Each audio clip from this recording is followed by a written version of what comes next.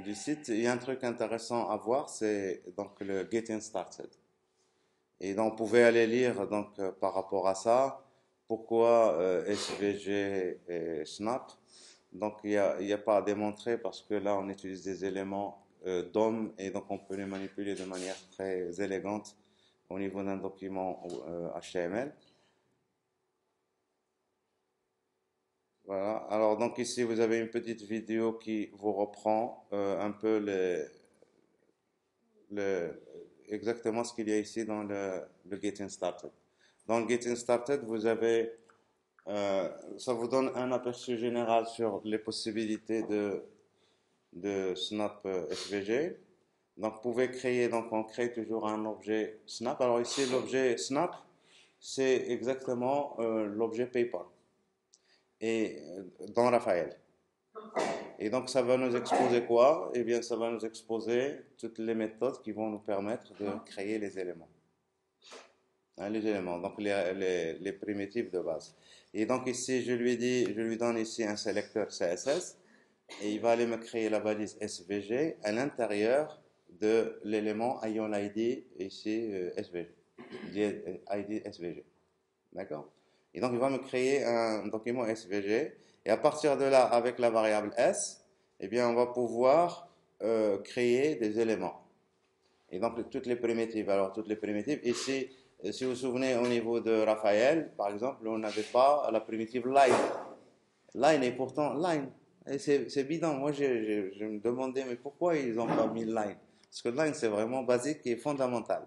Et donc, ils n'ont pas line. Par contre, donc ici, vous avez vraiment tous les éléments SVG. Et donc, il n'y avait pas line, il n'y avait pas polyline, il n'y avait pas polygone, etc. Donc, ici, vous avez toutes ces. Et en plus, c'est extensible. Donc, on peut ajouter des choses. Mais je ne vois pas quoi d'autre, puisqu'ils ont pratiquement tout implémenté. Alors, donc ici, je crée un cercle, exactement, donc ici, ça, c'est X, c'est Y, et le rayon. Et après, donc mon cercle, je lui donne des attributs. Je l'ai repris dans la référence Big Circle, et je lui donne des attributs. Oui. Et après, donc, on va créer des attributs, donc avec la méthode atr. Et la méthode atr, on lui donne comme paramètre soit deux chaînes de caractères, attribut, virgule, valeur, soit un objet littéral, exactement comme on avait vu au niveau de Raphaël. Et donc ici, mon cercle, il va avoir la couleur Bada 55. Et donc c'est cette couleur-là. C'est un peu la couleur Android. Et puis stroke noir. Et puis stroke 8, 5. Bon, ça, je pense que tout le monde voit un peu de quoi il s'agit. Alors, je crée donc ici un autre cercle, small circle.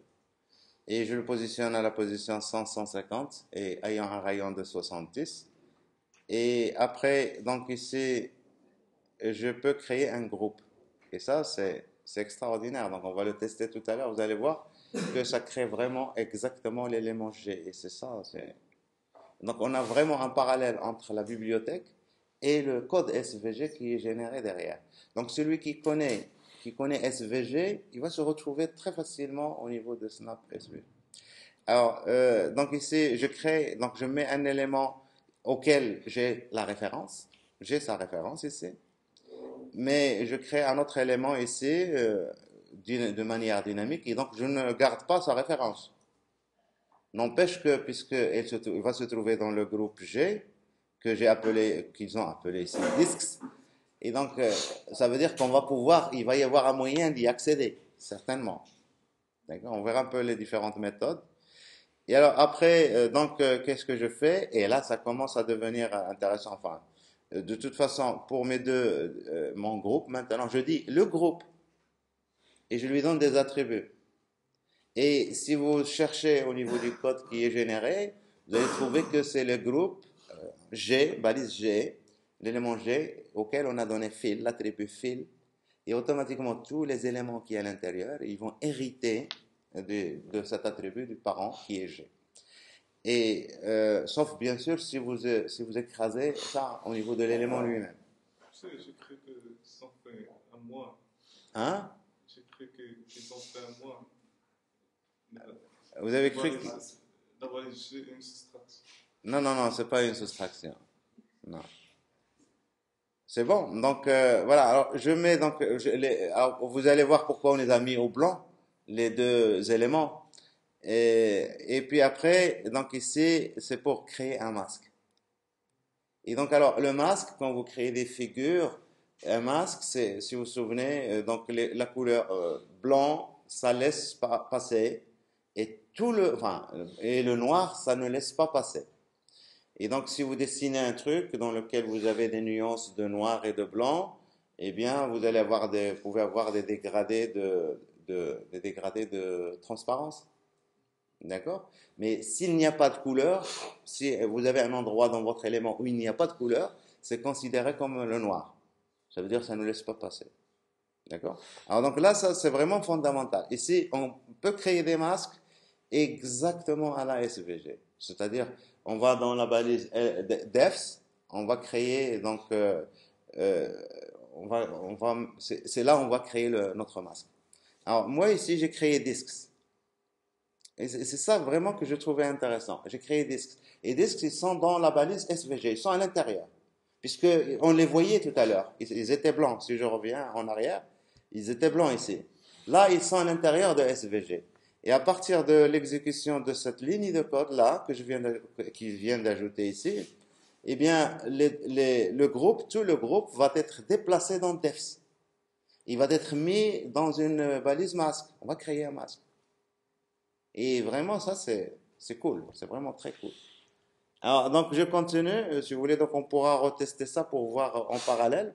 Donc, ici, je fais une animation pour l'élément Small Circle, celui dans lequel j'avais la référence.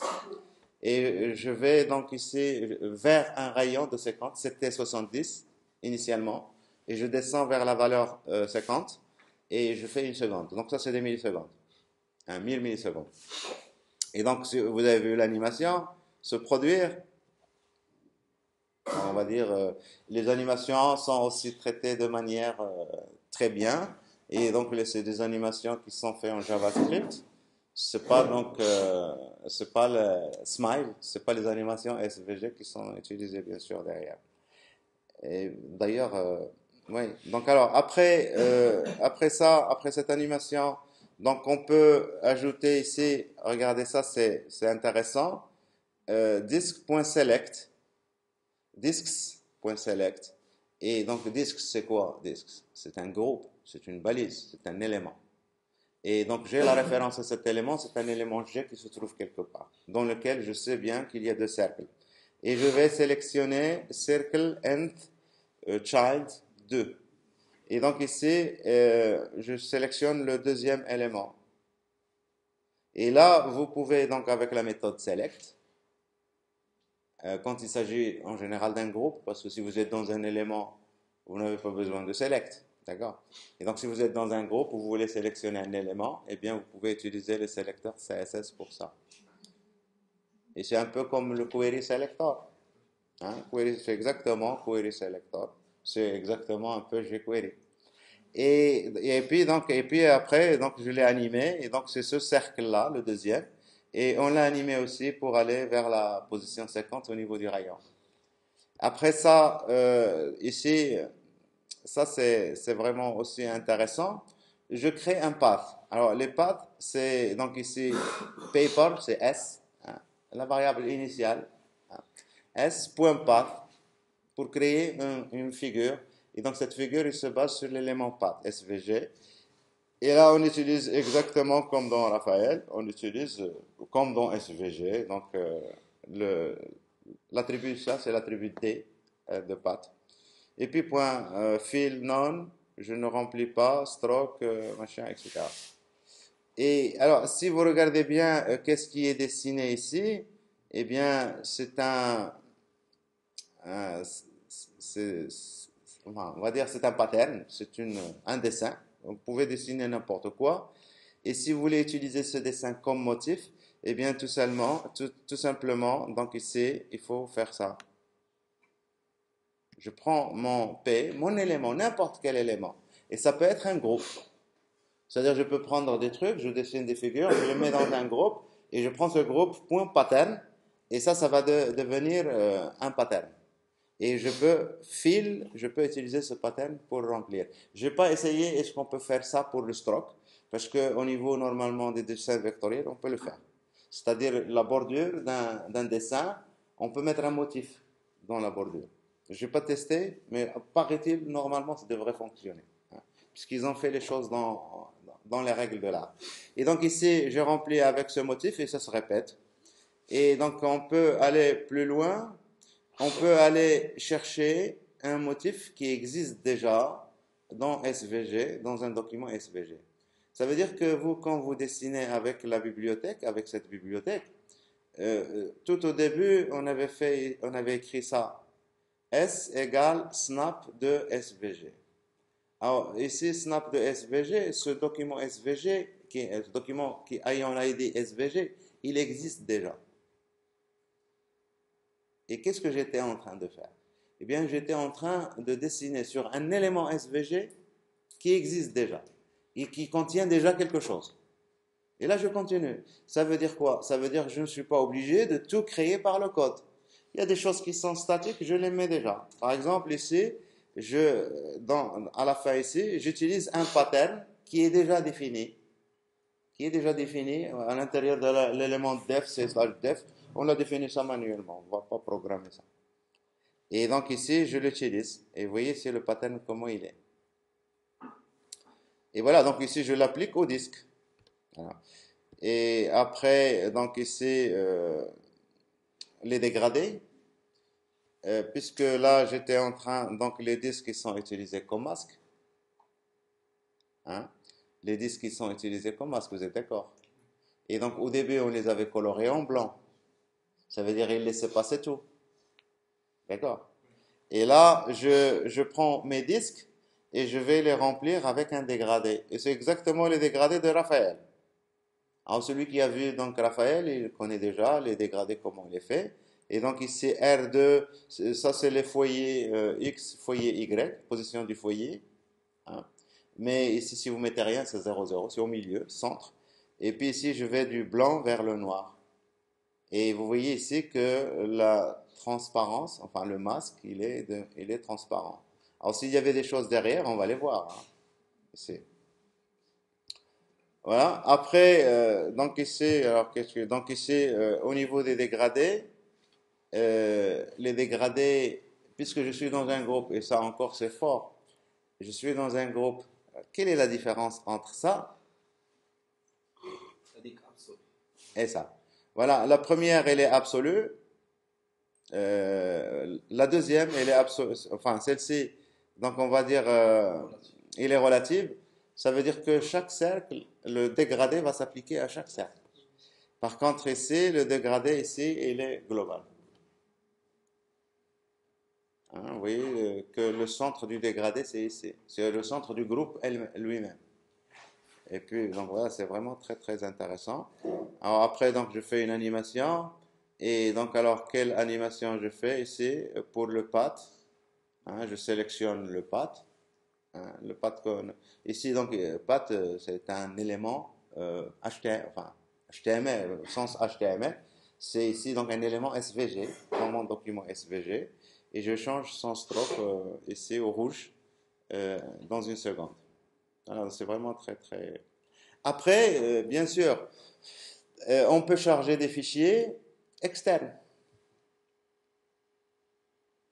Vous avez donc, et ça c'est la vie réelle aussi, donc vous avez des fichiers qui sont à l'extérieur, vous allez mettre, on appelle ça en général des sprites, c'est des éléments que vous allez utiliser dans votre animation au besoin, et donc pour les utiliser, ben, il faut aller les chercher, et donc on va faire une requête asynchrone, donc c'est du Ajax ici, et la méthode load, c'est un peu le load de, de jQuery. Hein. Et ici, donc ici, vous avez dans la variable FTC, ça va vous retourner un fragment SVG. Ça veut dire quoi un fragment? Ça veut dire vous prenez f.select et c'est comme un fragment SVG, c'est comme l'objet document. Seulement un fragment, c'est juste une branche. Et non pas le document complètement. C'est juste une branche qui est en mémoire et qu'on peut interroger en utilisant select exactement comme on interroge document.querySelector. Hein. Donc ici, et je cherche quoi dans ce fragment? Je cherche ça. Donc ça, c'est un sélecteur CSS. Je cherche un élément qui a un attribut, un élément qui s'appelle polygone. Un élément polygone, qui a un attribut fill, qui est exactement égal à ça. Eh bien, on va le trouver, c'est, je pense, quelque part ici. Et là, je vais le filer avec Beda 55, avec la couleur Beda 55. Et après, je sélectionne, regardez ici, f.selectG. Et je sélectionne ici l'élément G. Et donc, alors ici, l'élément G, c'est un élément qui existe dans le document. D'accord? Alors, j'étais en train de dire couleur ici. L'élément ici, jusque-là, on l'a. Voilà. Et puis alors, ici, s.append, donc c'est-à-dire paper.append G.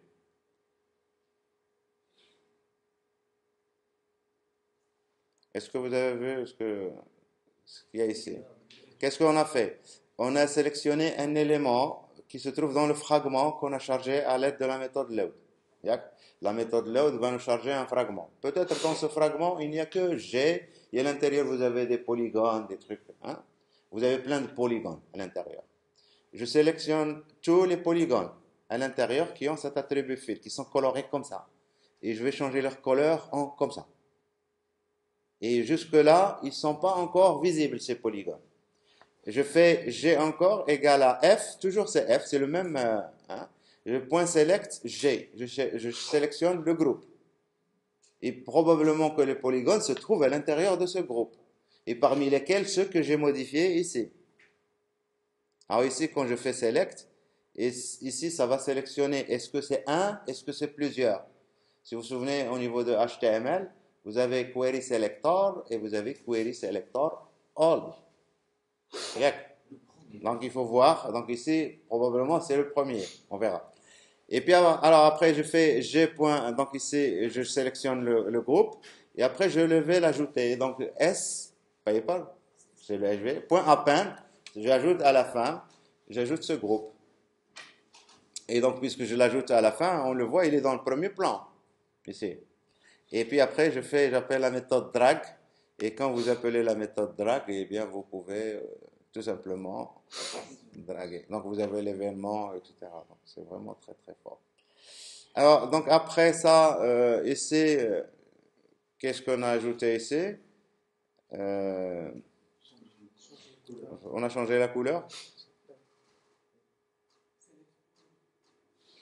Oui, voilà. Donc, ici, je reviens en arrière.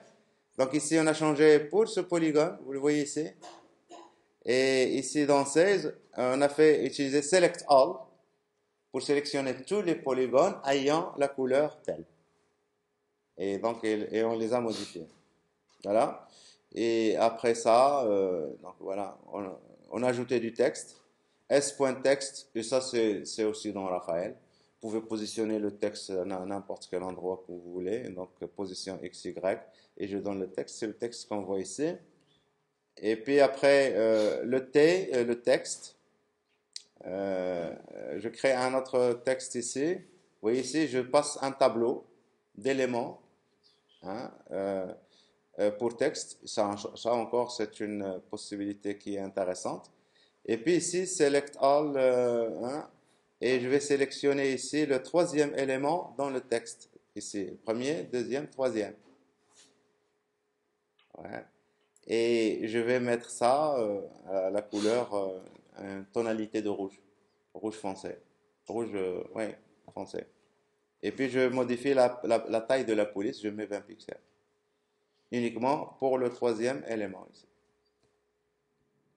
Ben voilà, donc grosso modo, et je pense qu'ils ont fait un très bon slide, donc ils nous ont économisé un peu les choses. Maintenant pour tester, donc il faudrait déjà avoir la bibliothèque Snap SVG, et donc le meilleur moyen c'est d'aller la télécharger, donc Power install Snap SVG, alors snap.svg, il va aller m'installer ça. Et entre-temps, moi, je crée un fichier HTML Et donc, je l'appelle index. Et donc ici, on va tester snap, svg, snap.svg. Et donc ici, script. Il faudrait que j'ajoute ma bibliothèque, s'il est bien arrivé. Ouais. Donc, source, Bower. Il veut pas? Ok. Voilà, Bower, component, slash snap svg. Alors, snap en majuscule, S, slash dist, slash snap svg, ou snap min, je vais mettre ça. Après ça, donc script, et on va commencer à scripter. Et donc, var paper égale snap. Alors ici, donc, je fais ça, CTRL S. Alors, CTRL S, et on va les tester. Parce que moi, le but ici, donc, c'est de tester, de voir un peu la progression en inspectant le code. Dans les slides qu'on vient de voir comment il s'appelle? Au niveau du site, c'est pas vraiment très, donc on voit pas ce qui se passe derrière. Et donc, l'idéal, c'est d'aller inspecter. Le fait d'appeler snap tout court, qu'est-ce que ça a fait? Eh bien, ça a créé un document SVG. Ça a créé un document SVG ici.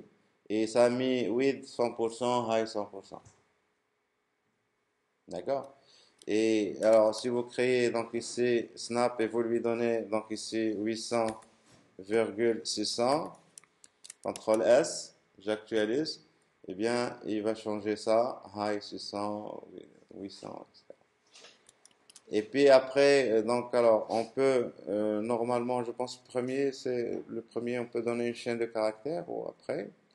Donc si je lui donne un ID, donc je sais pas moi, donc je vais mettre ici box, j'essaye et je crée ici une box, dièse box, et ce qui va prendre ça comme repère pour mettre le document SVG.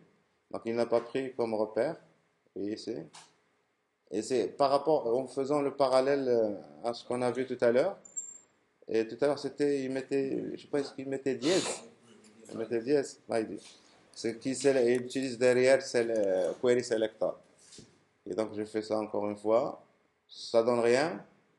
Et là, j'ai quand même des erreurs. Hein. Invalid value for attribute box. Alors, j'ai mis ça dans with. C'est quoi ça? Attribute with box.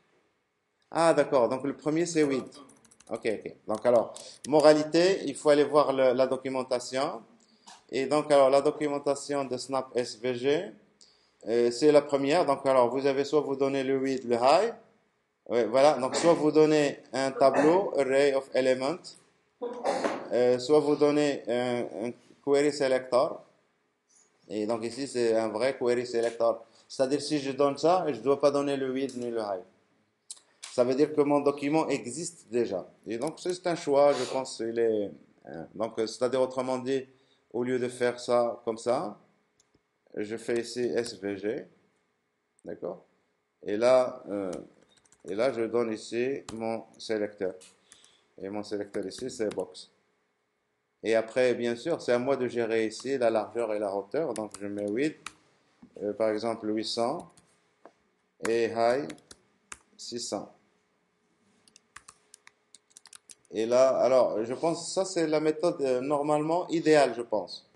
Donc là, ça marche. Si je vais vers mes éléments, de toute façon, pour lui, donc vous voyez ici, created with snap, ça veut dire qu'il reconnaît mon truc. Et à partir de là, donc je peux dessiner au niveau de ça. D'accord?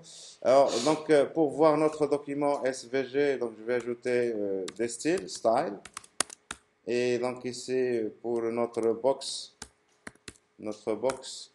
qui est le document SVG, l'élément SVG, on va mettre une bordure pour qu'on le voit, un pixel solide gris, juste pour qu'on voit la totalité du document, on le voit.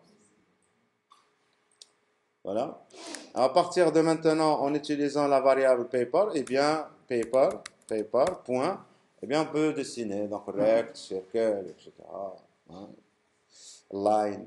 On va faire donc un rectangle de position x 100, y 100 et width, alors 600,400. Tout simplement, il manque quelque chose. Rect, oui. J'actualise. Donc voilà mon rectangle. Exactement comme dans les autres, vous pouvez ajouter virgule 50. Et là, c'est le rayon, etc. Mais donc par défaut, et là, c'est du alors SVG, est-ce que c'est comme ça que ça fonctionne? Si vous vous souvenez de Raphaël, il avait inversé un peu les choses. Quand vous créez un rectangle sans donner d'attribut, il fait les choses un peu à sa manière.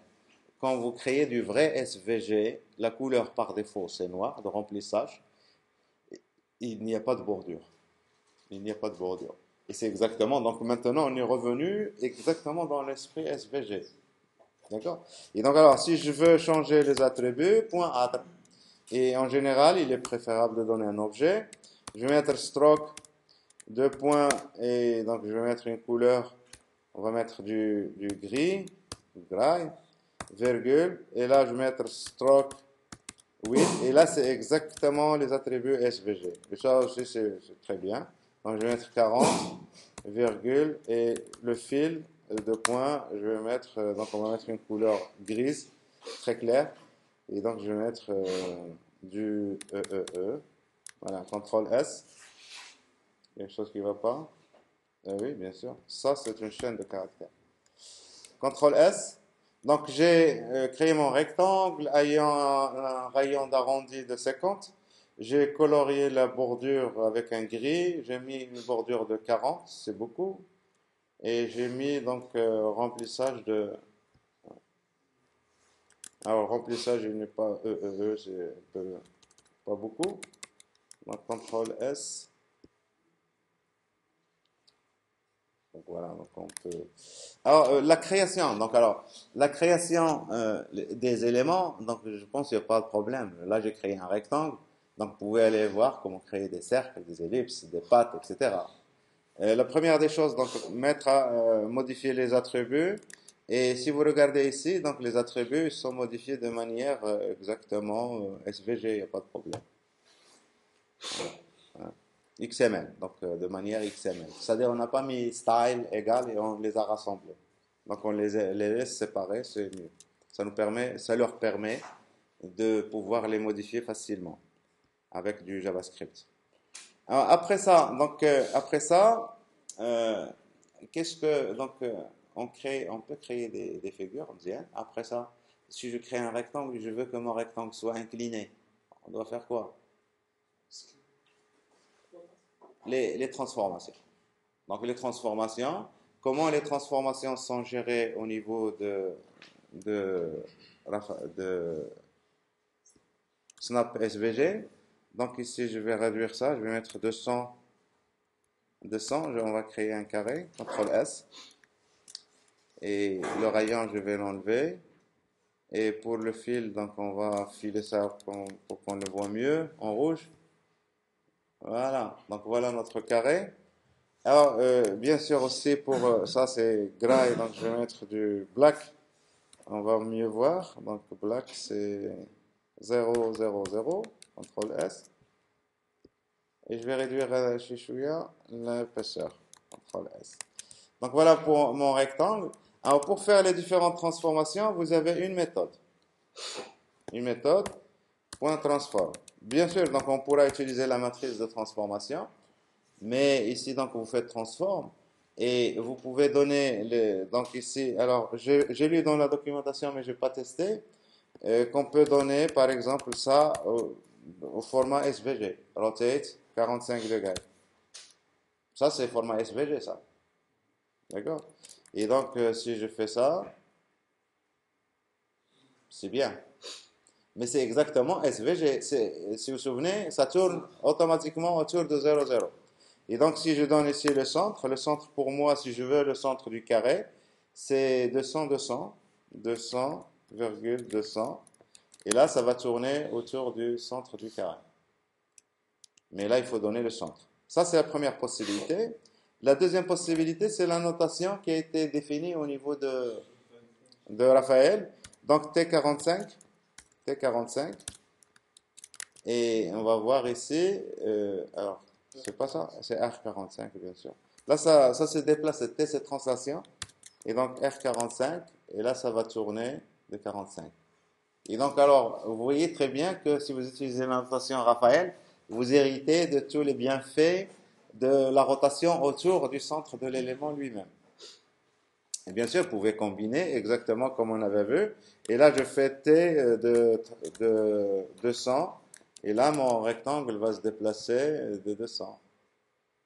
Et vous voyez, vous vous souvenez de ça? Donc, le repère a tourné. Et là, je me suis déplacé dans le sens X. X maintenant, il est comme ça. Et alors, si je fais ça en minuscule ici, R, RT, qu'est-ce que ça va faire? La même chose. Vous vous souvenez de ça? Et donc ici, je fais une rotation de 45 degrés et je fais une translation de 200,0. Donc c'est pareil. Et bien sûr, donc si je fais ici translation et puis rotation de 45, j'actualise. Je fais d'abord la translation et la rotation s'est faite autour de ça. Si je mets ça en majuscule, qu'est-ce que ça va changer?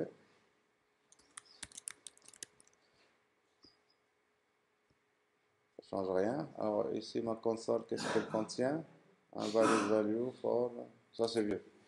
Donc on efface. Donc voilà, alors pour les transformations, donc je peux continuer ici S2, scale, donc mise à l'échelle 2, etc. Et puis donc alors, le skew, il n'était pas pris en charge au niveau de cette notation. Et je pense, en voyant la documentation, puisqu'on n'a pas reparlé de cette notation-là, même s'il fonctionne toujours. Et donc, forcément, je pense qu'ils n'ont pas ajouté le skew. Si on veut faire le skew, donc on doit le faire avec la notation exactement SVG, skew X, skew Y, etc. Donc voilà, alors il y a les transformations. Et après ça, qu'est-ce qu'il y a d'autre? J'essaye, donc on aurait dû écrire un canevas, qu'est-ce qu'il faut voir? Donc les primitives, donc les transformations.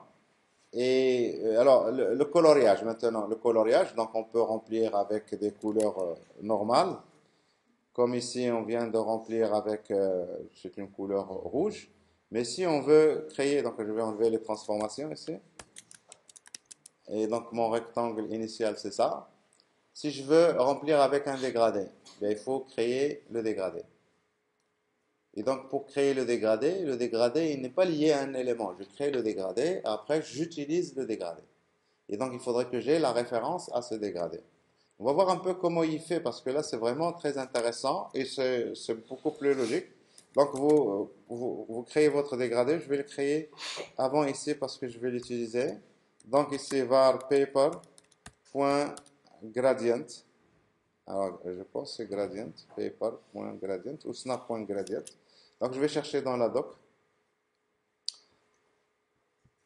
Et donc, la documentation, même si je pense qu'il n'est pas très complète, donc vous voyez, c'est paper.gradient. Donc, on associe le gradient, bien sûr, au paper, à l'objet qui nous permet de dessiner. Donc, gradient. Et alors, quand on crée un... Alors, paper, qu'est-ce que je fais là? Oui, c'est pour ça que ça... G égale paper.gradient. Je vais appeler ça, au lieu de G, GRD, paper.gradient. Et là, alors, pour les gradients, eh bien, parce que les gradients, ils sont complexes, si vous vous souvenez. Il y a deux types de gradients. Il y a linéaire gradient et radial gradient. D'accord? Et à l'intérieur d'un gradient, on crée les stops. Un stop, les éléments stop. Et chaque élément stop est caractérisé par sa couleur et son offset. Et peut-être son opacité aussi. Mais la couleur, l'opacité, on peut les regrouper en un seul, en la couleur, RGBA par exemple. Donc ici, il n'y a pas de problème. Donc il y a deux éléments fondamentaux. Alors, on avait vu que au niveau de Raphaël, eh bien, gradient, on utilisait la notation chaîne de caractères. Eh bien, ici, c'est pareil. Mais à la différence de Raphaël, on a ajouté les gradients, pour les gradients linéaires, on ajoutait L. Ce n'était pas le cas. Pour les gradients linéaires, on donnait la direction, c'était l'angle, et puis on donnait les couleurs. Maintenant, on donne ici L comme linéaire ou R comme radial. Et on peut donner ça en minuscule comme on peut le donner en majuscule. Alors, si vous le donnez en minuscule ou en majuscule, on vous dit ici, donc, alors c'est où? Donc, alors, soit c'est par rapport à l'objet lui-même, soit c'est par rapport à l'espace de votre document SVG. Et donc, on va tester les deux. Donc, pour créer un gradient, donc ici linéaire, donc je fais L et je mets les parenthèses. Et donc, je ne donne pas de valeur de direction. Hein. Et puis, donc, je vais donner des couleurs. Donc, la première couleur, je vais donner du noir. Donc, dièse 0, 0, 0. Et tirer. La deuxième couleur, dièse F, F, F. Et là, mon gradient, je ne l'ai pas encore utilisé. J'ai juste créé une variable qui contient ce gradient. Et je ne sais pas qu'est-ce que ça va faire au niveau de mon document. Et mon document, il devrait être modifié. Et si on va aller voir dans Defs, on va trouver notre gradient qui a été généré. Et là, c'est exactement, là, c'est vraiment, hein, c'était pas le cas avant comme ça. Voilà. Et donc, j'ai mon gradient. Avant, qu'est-ce qu'on faisait? Donc, je veux utiliser un gradient. Je viens ici, Fill, et au lieu de passer une couleur, je passe une chaîne de caractères qui représente le gradient. Maintenant, si je veux remplir, eh bien, je vais passer la variable GRD. Et donc, ma variable, je peux l'utiliser ici. C'est un objet que je passe. Et bien sûr, cet objet, et bien sûr, il va référencer le gradient. Et qu'est-ce qu'on va voir à la place ici? Ça doit être, si vous vous souvenez, c'est URL et l'ID du gradient. L'ID, il a été généré automatiquement ici. On devrait l'avoir quelque part. Et parce que je n'ai pas encore utilisé, hein, dans l'utilisation, il va donner un ID. Donc, je réactualise. Et donc, si je vais vers def, vous voyez ici qu'il a donné un ID maintenant. Et c'est cet ID qui est utilisé ici, URL. Hein, vous voyez la correspondance. Et là, j'ai mon gradient. Alors, là, j'ai utilisé ici L minuscule. Et donc, si j'utilise L majuscule, vous allez voir la différence. Quelle est la différence? Maintenant, le noir, c'est ici. Le blanc, c'est là. Et si vous allez voir au niveau de votre gradient ici, la définition de votre gradient, eh bien, vous avez un attribut qui est ajouté gradient units. Et dans cette valeur-là, c'est user space on use. Et là, ça permet que quand vous appliquez votre gradient, il ne va pas s'appliquer à l'objet, aux dimensions de l'objet, mais il va s'appliquer en fonction des dimensions de l'espace dans lequel on dessine. Ici, c'est SVG. D'accord? Si on est dans un groupe, probablement ça va être différent. C'est que je suis dans le groupe. D'accord? Alors voilà, donc l'intérêt ici, c'est que on peut donner un dégradé. Donc si je crée un deuxième dégradé, ça c'est GRD1. Je crée un deuxième dégradé, GRD2. Et là, je vais y aller du blanc Si je veux changer au noir. Si on veut changer le dégradé, le nombre de stops, bah, vous mettez le nombre de stops que vous avez ici. Ah, vous voulez prendre l'objet gradient et le modifier. On va voir, parce qu'il s'agit certainement d'un objet. Et donc, on peut toujours introspecter sans aller voir la doc. Parce que la doc, il n'est pas complète. La doc, il vous donne tac, tac. Et donc, il faut que vous compreniez, il faut que vous sachiez c'est quoi SVG. Il faut que vous sachiez. Alors, donc, on va introspecter, vous allez voir qu'on va trouver la réponse à votre question. Et donc, alors, si je fais ça, alors, je vais appliquer le deuxième gradient GRD2. Je vais l'appliquer maintenant à la stroke, la bordure. Et donc, GRD2. Et là, vraiment, ça ne marche pas. Alors, GRD2. Ici, c'est GRD1. Alors, voilà. Ça marche. Et seulement, donc, c'est bien, mais donc ici, c'est par rapport à l'espace. je vais augmenter la dimension, la largeur de mon truc, de mon rectangle. J'ai mis 400, vous voyez un peu la différence? Et j'agrandis encore. Et donc, vous voyez que la couleur blanche, ça se trouve ici. La couleur noire, ça se trouve là. Et donc, voilà, alors, donc ici, ça, c'est vraiment un respect très bien fait du SVG. Ça, je trouve que c'est vraiment impeccable. Hein. Alors, après ça, donc ça, c'est les dégradés. Donc, on a testé minuscule, on a testé majuscule. Donc, je vais réduire un peu la taille de ça. Encore une fois. Donc, on va mettre, je vais revenir à 200. Petit rectangle. Bon. Alors, je crée un nouveau rectangle. Un nouveau rectangle. Et je veux qu'il soit identique à celui-ci. Je veux créer un... Alors, on va essayer de répondre déjà à votre question. Vous avez dit GRD. Donc, on peut aller juste dans la console, GRD1. Vous avez cette variable. Donc, alors, ici, il s'agit d'un... Ça retourne quoi ici?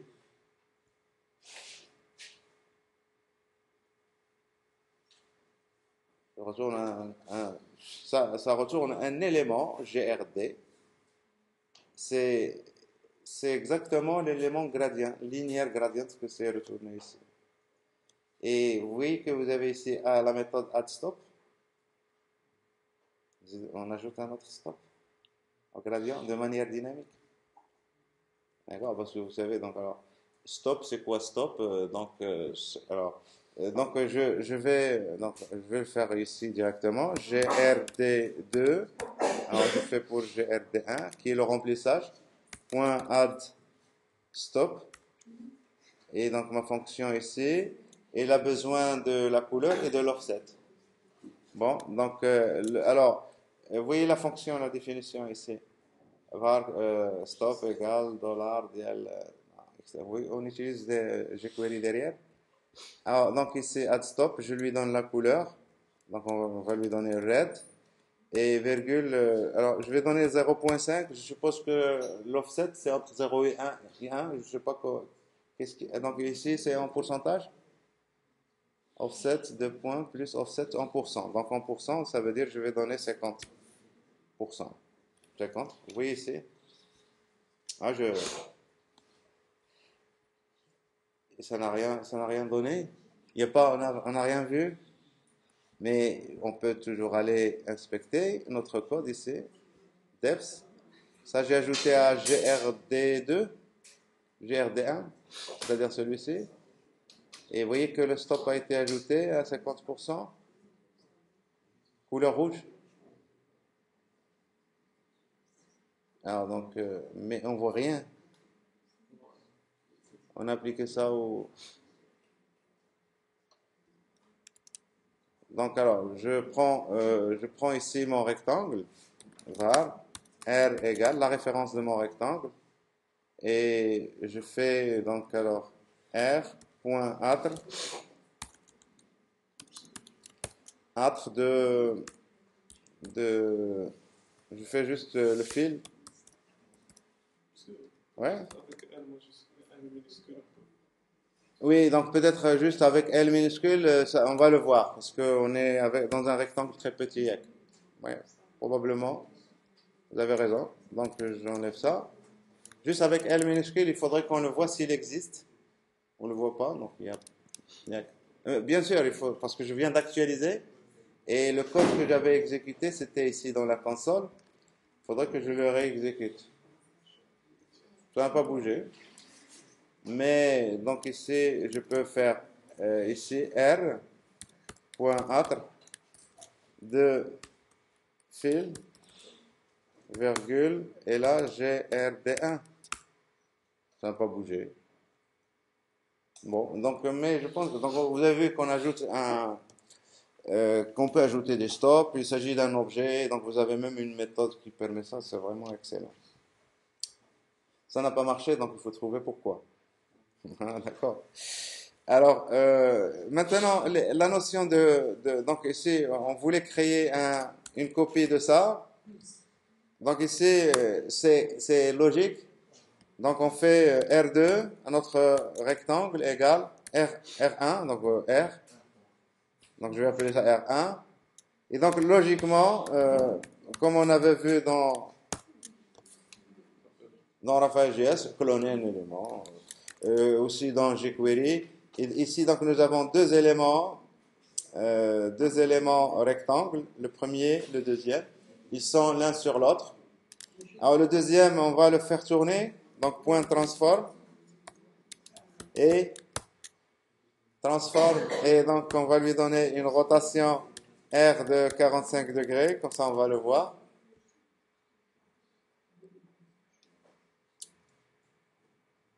D'accord? Alors, je crée un groupe, et regardez ici, s'il vous plaît. Alors, je vous ai dit que la bibliothèque, elle est vraiment excellente. S'il vous plaît. J'ai deux rectangles. Les voici.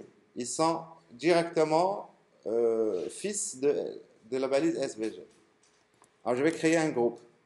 Var g égale paper.g ou .group, c'est la même chose. Je fais juste ça, donc ça va créer un élément G.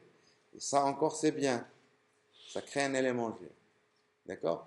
Et alors, si vous prenez G, eh bien, vous pouvez, dans la création, vous pouvez donner de R1, R2. D'accord? Ou je fais ici juste R1. Et j'actualise ici. Vous allez voir le premier rectangle. Il est maintenant déplacé à l'intérieur du groupe. Et donc j'aurais pu donner ça. J'aurais pu donner R2, R1. Il va les ordonner dans cet ordre. C'est vraiment... Et je peux maintenant G, à un moment donné, je décide G, point. Alors ça doit être donc add ou append. Je teste, hein, donc ici je vais mettre append. Et je pense append, vous connaissez. Donc on avait jeté R2, R1, voilà.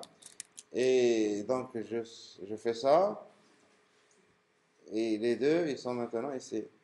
Et donc on aurait pu faire prepend. On peut s'amuser. Donc ici, on voit jQuery en œuvre. Alors, si on a fait g.append, machin, donc forcément aussi, on peut penser écrire .append to g. Alors, si tout est correct, ça aussi devrait fonctionner. Je ne sais pas. Et donc, si, c'est bon. Vous voyez que c'est intuitif. Celui qui a fait jQuery un peu, il va très rapidement se retrouver avec ça. Et ce qui est fort, donc alors là, ça c'est un G, hein, c'est un groupe. Alors, je vais le transformer, mon groupe. Je le prends tout seul, hein, G, point, et je vais faire une transformation de tout le groupe. Transform.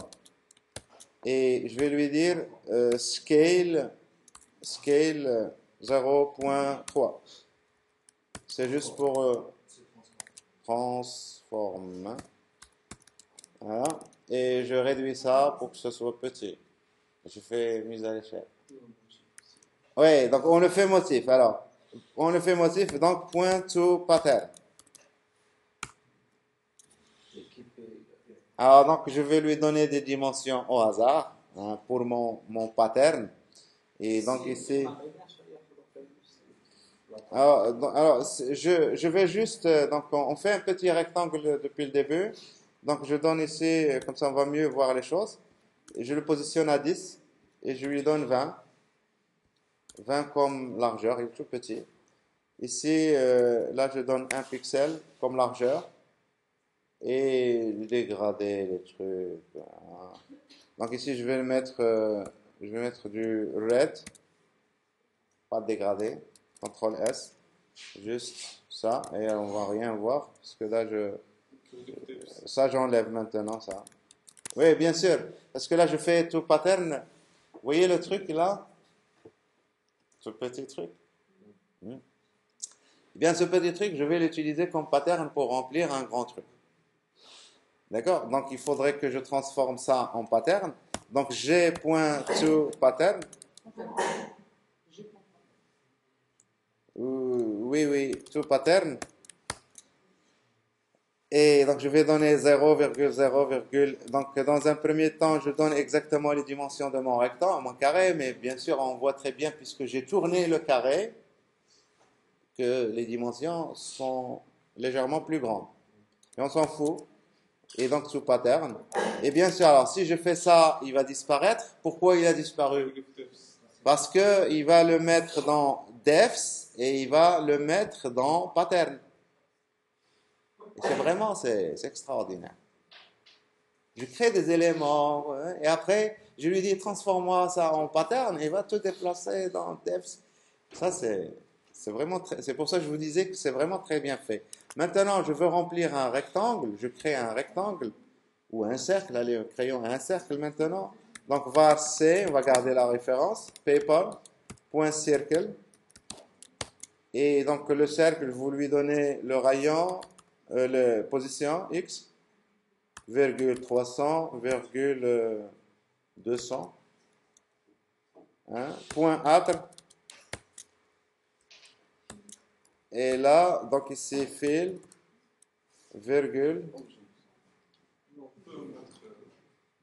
ah, on a mis pattern, c'est fil, et donc ici, fil, avec l'objet, c'est G, c'est la même référence, oui, objet, oui, oui, C'est objet. c'est pas objet? Ouais, donc ça veut dire ça, c'est bon, c'est bon. Alors donc on actualise, ça n'a pas marché, un truc, il n'y a pas eu d'erreur. Et alors, donc ici, donc c'est G, c'est ça? G.toPattern. Ah, donc ici, oui, ça retourne quelque chose. Donc ici, alors, donc on va appeler ça var P égale G.toPattern. Et donc ici, c'est P, bien sûr. Ouais. Et on peut, donc alors ici, on peut interagir avec ça. Alors, le pattern, là, ça marche, c'est bien. Seulement, donc il faut ici peut-être régler les positions. Donc ici, peut-être il faudrait que je sois négatif ici. 4. Moins 4. Et je pense ici, il faudrait que j'aille 24. Oui, peut-être 30. Je sais pas, j'essaye. Ça donne rien. Alors ici, j'ai mis 10. Alors là, on va mettre... donc je mets 4. Là, 0. Donc je mets 4. C'est à peu près. Donc il manque... Alors qu'est-ce qui manque? Voilà, non. Donc, on va mettre ici, alors 4. Ça, c'est le rectangle. Donc il est...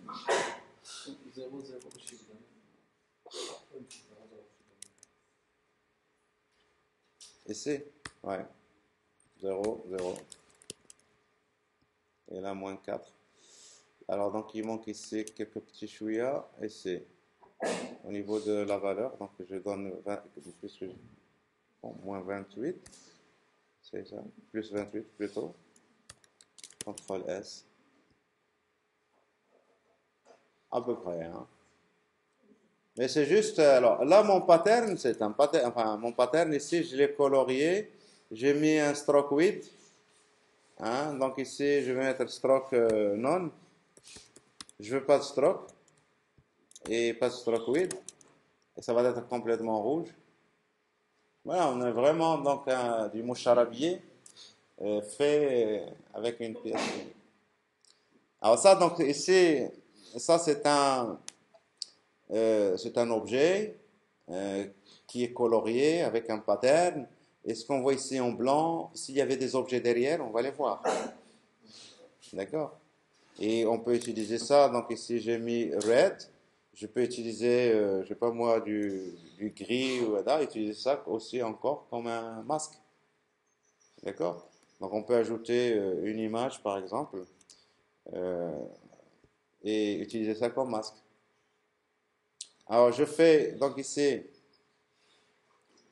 euh, comment faire pour ça.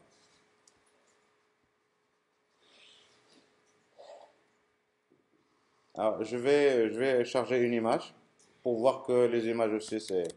Donc var img égale paper. Et ça c'est exactement comme dans Raphaël. Vous donnez le chemin de votre image. Donc on va aller chercher une image sur internet. http://lorempixel.com lorempixel.com / on va chercher une image de 600 400 virgule et donc on va mettre ça 600 virgule. Alors je pense qu'il faut donner x et y. Donc je vais donner ici 100,100. Ça c'est la position de l'image. Et 600,400. Ça c'est le width et le high de l'image. Et donc théoriquement donc il va aller chercher ça. Et il devrait même mettre ça au premier plan. Il y a une erreur probablement. Syntaxe unexpected token 36. 36. Oui bien sûr point image. Hein? Ouais bien sûr. Pas point d'interrogation. Et donc là, il faut patienter un peu pour que ça vienne. Sinon, il faut aller chercher les éléments. Et ce qui nous a ajouté notre image, oui, il l'a ajouté. Et donc, vous voyez que l'image, il l'a cachée. C'est normal parce qu'elle est au-dessous, en bas. D'accord? Alors, utilisons avec le motif comme masque pour ça.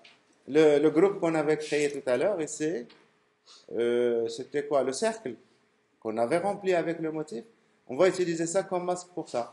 Et donc, vous pouvez vous amuser. Hein. Donc, ici, point atre. Et c'est tout simplement ici, fill. Pas fill, masque, plutôt, masque. Et c'est exactement, on attribue SVG, ça, masque. Et je donne ici C comme masque. Alors, donc, j'utilise mon image et j'utilise C comme masque.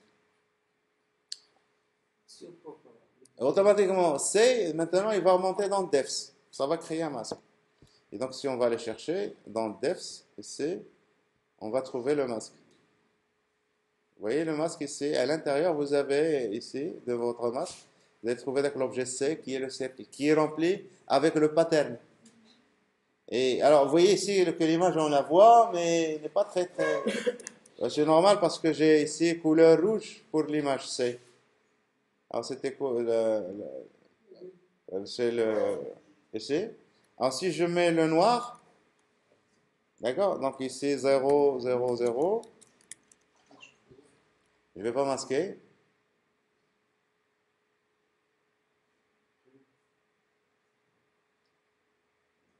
Oui, oui, bien sûr, il faut mettre le blanc, oui, rien.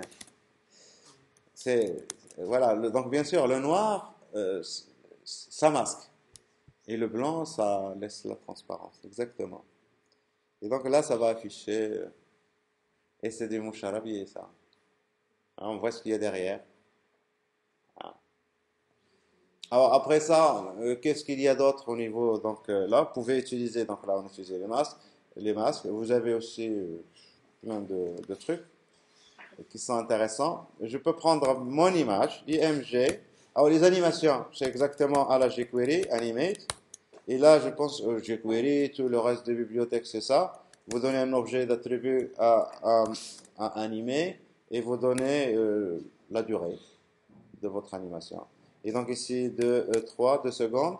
Et les attributs que je vais animer, alors par exemple, je vais animer transform pour voir que vous pouvez toujours faire, donc ici, alors je fais R45, rotation 45 degrés.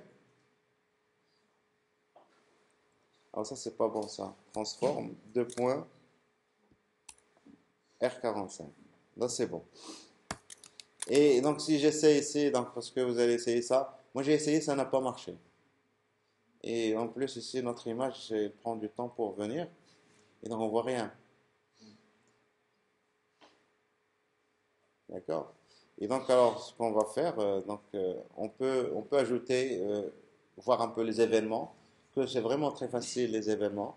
Et donc, on va attendre que l'image soit chargée. Et on va mettre un truc, on va cliquer dessus et on lance l'animation. Juste pour répondre à cette problématique. Alors, je vais créer un rectangle et qu'on va utiliser comme bouton. Et donc, alors, PayPal, je fais ça d'un seul coup. PayPal.rect. Et je vais mettre ça à la position 0 tout en haut, virgule, 0, virgule, je lui donne une largeur de 100, pas de 100, de 100, virgule, on va lui donner une hauteur de 60. Et point âtre, et forcément il va être noir. Et donc on va le mettre avec une couleur grise par exemple, fil, pour qu'il ne reste pas noir. Et je vais mettre gray. Et après mon bouton, si je clique dessus, vous allez voir qu'on retrouve un peu enfin mon élément, mon rectangle. Si je clique dessus, je vais exécuter l'animation sur l'image.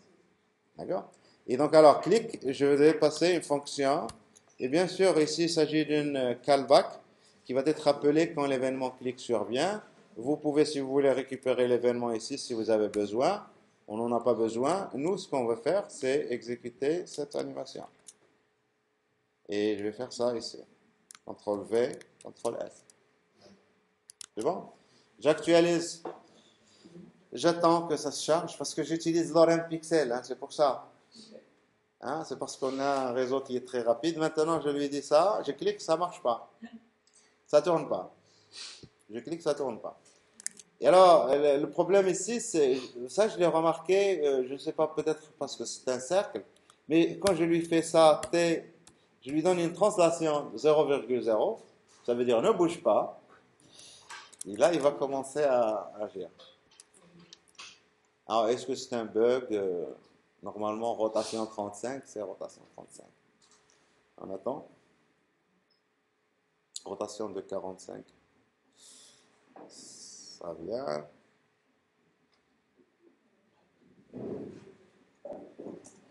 Voilà. Donc, on a une belle image. Et là, ça tourne. Et là, ça tourne plus parce que je suis maintenant dans 45 degrés. Et donc, on pourrait lui faire. Alors, si on a mis ça avec minuscule, avec ce qu'il y avait déjà. Donc, là, je mets translation 45-45. Je réactualise. Il faut encore être patient. Hein? Il y a quoi? Oui, donc il y a 2 T. Donc, on enlève le deuxième. 45. Ah, d'accord. Donc 45. Alors, pourquoi on va mettre 360?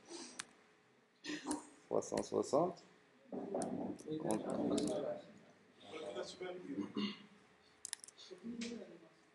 On essaie. Ouais. Donc, c'est l'occasion d'essayer. Hein. Donc, alors, on voit très bien que Snap SVG, vraiment, donc celui qui a fait jQuery, il va se retrouver très facilement parce que l'inspiration, c'est toujours jQuery. Et celui qui a fait Raphaël, il va avoir très rapidement donc la prise en main de Snap SVG. Et donc, je vous dis pas, Snap SVG, il est vraiment très complète. Et là, je tourne par rapport à un centre. Alors, ça se refait plus. Il faut trouver l'artifice. Mais donc, vous voyez ici une animation, oui?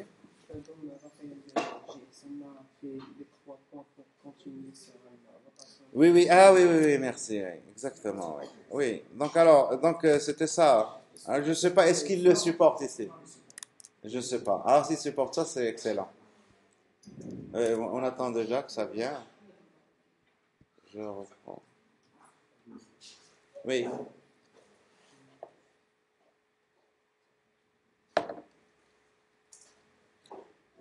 Alors, même l'image, elle est noire.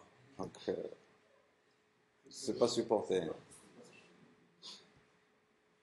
Et voilà, donc je pense que il y a beaucoup de manières pour faire les choses. Ici, ce qui est bien, c'est qu'au niveau de transform ici, vous pouvez utiliser les transformations standards de SVG. En attendant qu'on puisse utiliser complètement, par exemple, les chaînes de caractères comme ce qu'on a vu dans Raphaël. Vous pouvez mettre rotate et donner le centre de rotation, etc. Ça, c'est bien. Mais aussi, donc, on peut utiliser la matrice. Moi, j'ai pas étudié l'utilisation de la matrice de transformation, mais avec la matrice, on peut tout faire. D'ailleurs, lui, Raphaël JS, chaque fois que vous faites des transformations, lui, il utilise la matrice de transformation derrière. Il ne fait jamais transform. Enfin, au niveau de transform, c'est la matrice qui va utiliser au niveau de l'attribut transform. Il ne va jamais utiliser ici rotate, translate, machin, etc. C'est toujours matrix. Donc alors, j'espère que je n'ai rien oublié au niveau de Snap SVG. Mais en conclusion, donc si je dois donner vraiment mon avis, c'est que c'est quelque chose de vraiment qui correspond exactement au document SVG, à la vision SVG. Et je ne sais pas, donc il faut, donc rien qu'en voyant les exemples que vous avez ici, donc on peut voir déjà qu'on peut faire des choses très intéressantes avec Snap SVG. Et soyez sûr et certain que ça, si on va vers GitHub, on va trouver qu'il y a plein de forks. C'est que ça va constituer une base pour créer des applications ou des frameworks spécifiques pour certaines choses.